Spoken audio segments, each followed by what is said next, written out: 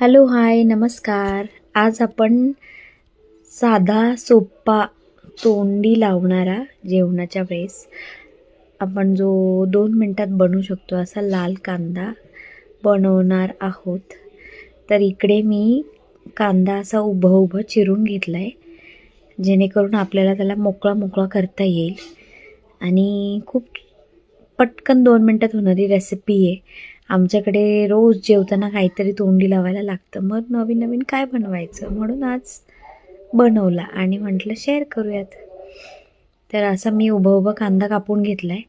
त्यानंतर त्या कांद्यामध्ये आपण टाकणार आहोत चवीपुरतं लाल तिखट आणि चवीपुरतं मीठ.